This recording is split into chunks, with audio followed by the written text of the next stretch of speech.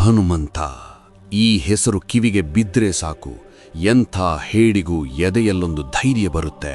ನಿಮಗ್ಗೊತ್ತಾ, ಜಗತ್ತಿನಲ್ಲಿ super man concept ಬರೋದಕ್ಕೂ ಸಾವಿರಾರು ವರ್ಷಗಳ ಮುಂಚೆಯೇ ಗುರುತ್ವಾಕರ್ಷಣೆಯನ್ನೇ ಮೀರಿ ಬೆಳಕಿನ ವೇಗದಲ್ಲಿ ಹಾರಿ ಉರಿಯುವ ಸೂರ್ಯನನ್ನೇ ಹಣ್ಣು ಎಂದು ಹಿಡಿಯಲು ಹೋದ ಏಕೈಕ ಶಕ್ತಿ ಬಜರಂಗಬಲಿ. ಮಹಾಭಾರತದ ಕುರುಕ್ಷೇತ್ರ ಯುದ್ಧದಲ್ಲಿ ಅರ್ಜುನನ ರಥ ಅಣುಬಾಂಬುಗಳಂತಿದ್ದ ಅಸ್ತ್ರಗಳಿಂದಲೂ ಯಾಕೆ ಉಳಿತು ಗೊತ್ತಾ? ಕೃಷ್ಣ ಸಾರಥಿಯಾಗಿದ್ದಕ್ಕಲ್ಲ, ಆ ರಥದ ಧ್ವಜದ ಮೇಲೆ ಸಾಕ್ಷಾತ್ ಹನುಮಂತ ಕುಳಿತಿದ್ದಕ್ಕೆ. ಯುದ್ಧ ಮುಗಿದು ಹನುಮಂತ ಧ್ವಜದಿಂದ ಇಳಿದ ತಕ್ಷಣ ಅರ್ಜುನನ ರಥ ಸುಟ್ಟು ಬೂದಿಯಾಗಿತ್ತು. ಅಂದ್ರೆ ಅಷ್ಟು ದಿನ ಆ ಬೆಂಕಿಯನ್ನು ತಡೆದಿದ್ದು ಇದೇ ವಾಯುಪುತ್ರ. ಆದರೆ ಅಸಲಿ ರೋಮಾಂಚನ ಇರೋದು ಇಲ್ಲಿ. ಹನುಮಂತ ಸತ್ತಿಲ್ಲ, ಅವನು ಚಿರಂಜೀವಿ.